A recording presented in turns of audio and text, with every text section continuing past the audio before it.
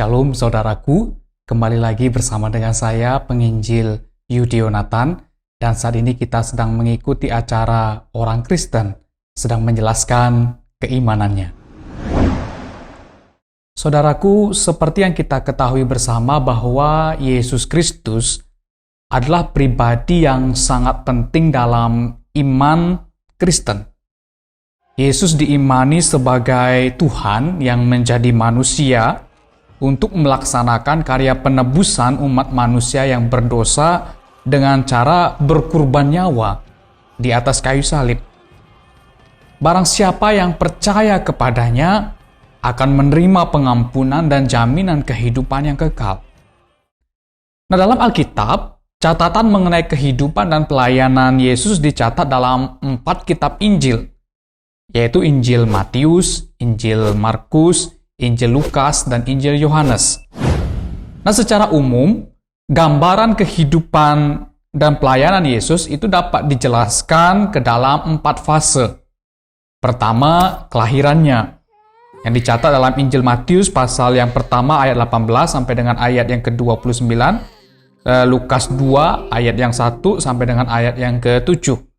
Kemudian yang kedua, pada waktu Yesus disunat pada usia 8 hari, sesuai dengan adat orang Yahudi yang tercatat dalam Injil Lukas pasal 2, ayat 21 sampai dengan ayat 40.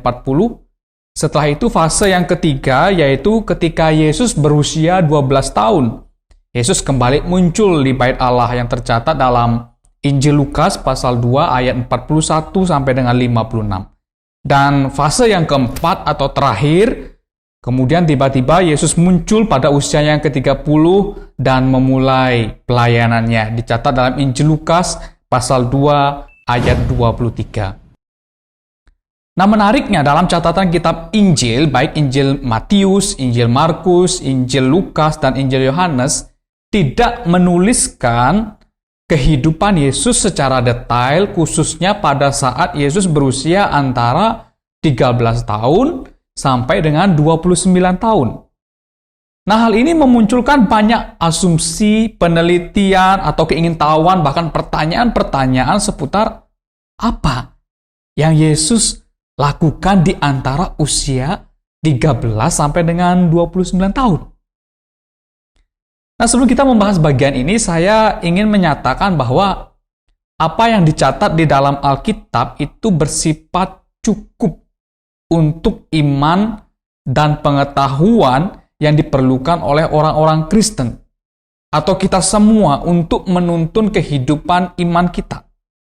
Alkitab sendiri menjelaskan, memberi kesaksian akan hal ini. Misalnya dalam Injil Yohanes pasal 21 ayat 25 dijelaskan begini. Masih banyak hal-hal lain lagi yang diperbuat oleh Yesus.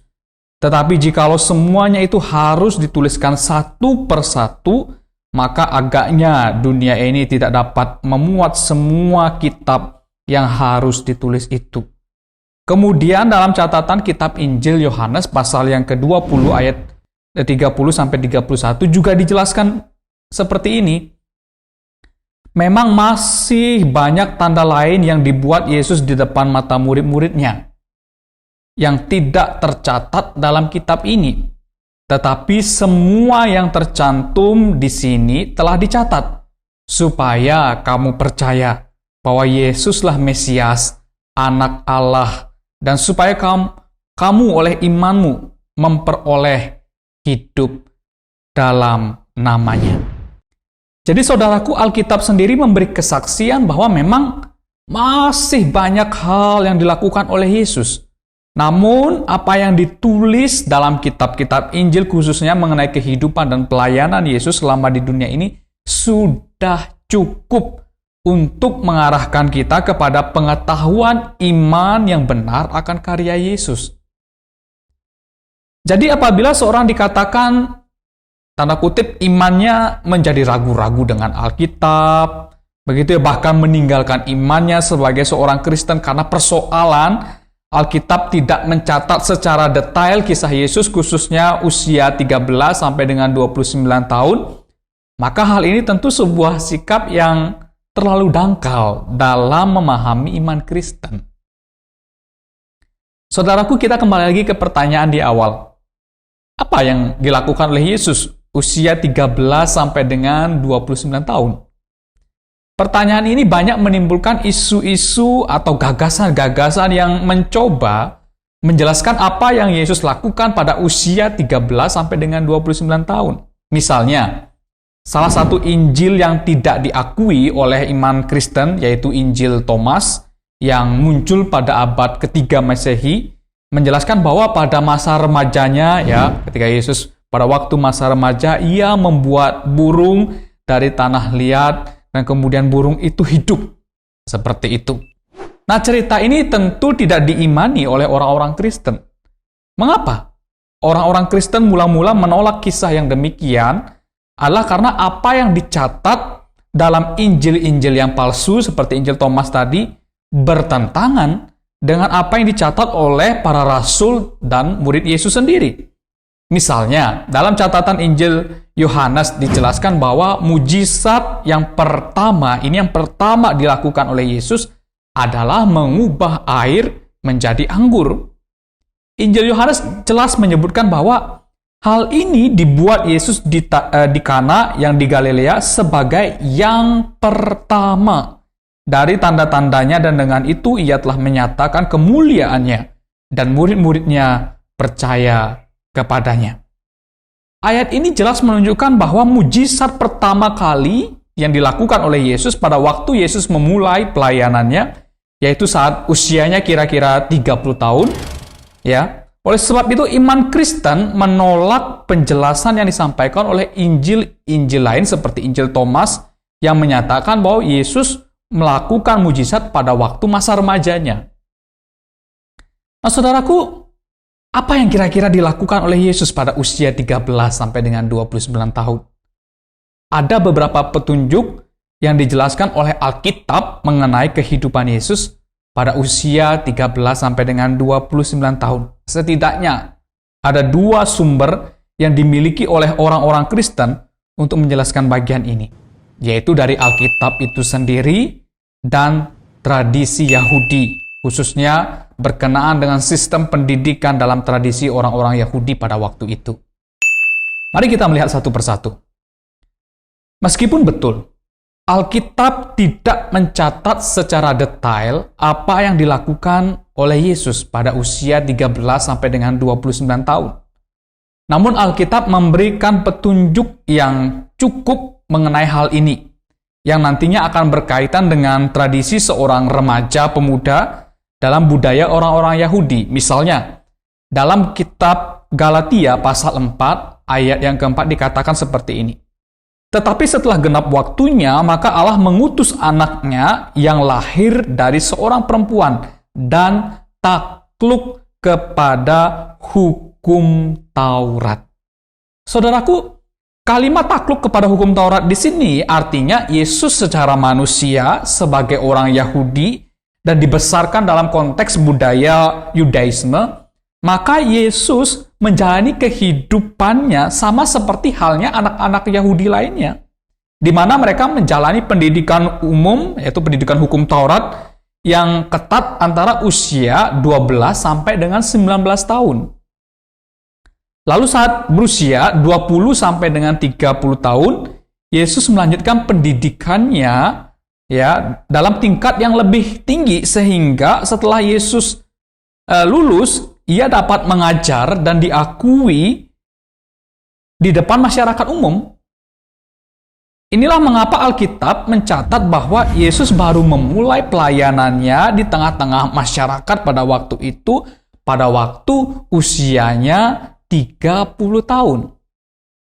Hal ini sangat wajar, mengingat budaya dan tradisi orang-orang Yahudi pada waktu itu.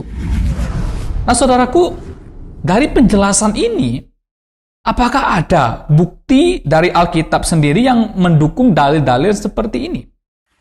Pertama, kita dapat mengkonfirmasinya melalui sebutan orang-orang pada waktu itu kepada Yesus sebagai rabi atau guru.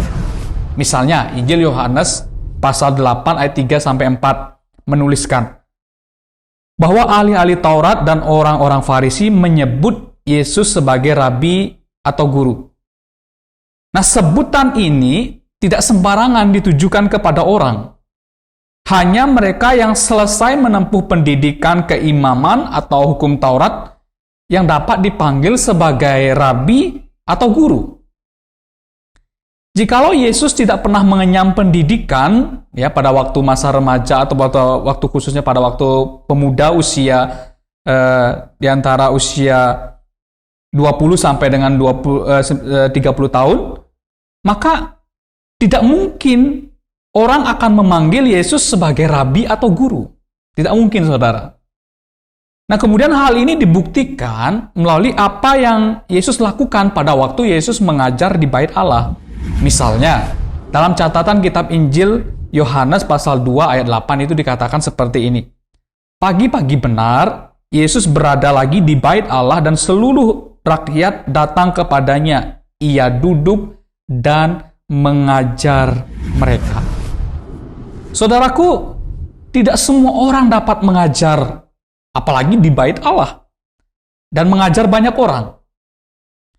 Hanya mereka yang punya latar belakang pendidikan hukum Taurat dan keimaman yang bisa mengajar di Bait Suci. Nah, jikalau Yesus tidak mempunyai latar pendidikan hukum Taurat, bahkan pendidikan keimaman, maka mustahil Yesus dapat mempunyai akses untuk mengajar di Bait Suci. Jadi, saudaraku, dapat kita simpulkan bahwa Yesus menjalani masa kanak-kanaknya di bawah asuhan orang tuanya, yaitu Yusuf dan Maria. Hal ini tercatat dalam Injil Lukas pasal 2 ayat 51. Kemudian setelah genap waktunya, pada usianya yang ke-12 sampai 19 tahun, Yesus menempuh dan menyelesaikan pendidikan umum seperti halnya anak-anak Yahudi pada waktu itu. Kemudian pada usia 20 tahun sampai dengan 30 tahun, Yesus meneruskan pendidikan kerabiannya. Pada usianya yang ke-30 tahun, baru kemudian Yesus memulai pengajarannya kepada masyarakat umum dan orang-orang memanggil dia dengan sebutan rabi atau guru. Terakhir, mengapa Alkitab tidak mencatat secara detail akan hal ini dan lebih berfokus kepada pelayanan yang Yesus lakukan, khususnya karya kematiannya di atas kayu salib? Hal ini adalah wajar, saudaraku, karena Alkitab memang lebih berfokus kepada pelayanan Yesus dan karya kematiannya di atas kayu salib. Hal ini dilakukan agar kita yang mendengar berita ini bisa percaya bahwa Yesus sebagai Tuhan yang sudah rela mati demi pengampunan dosa-dosa kita. Nah, saudaraku, sekian penjelasan dari saya. Semoga penjelasan singkat ini dapat memberikan gambaran yang bertanggung jawab mengenai apa yang Yesus lakukan, khususnya pada usia antara 13 sampai dengan 29 tahun. Apabila saudara mempunyai pertanyaan, silakan menuliskan di kolom komentar di bawah dan kita bisa berdiskusi bersama. Saya Penginjil Yudi Yonatan, Tuhan Yesus memberkati kita semuanya. Amin.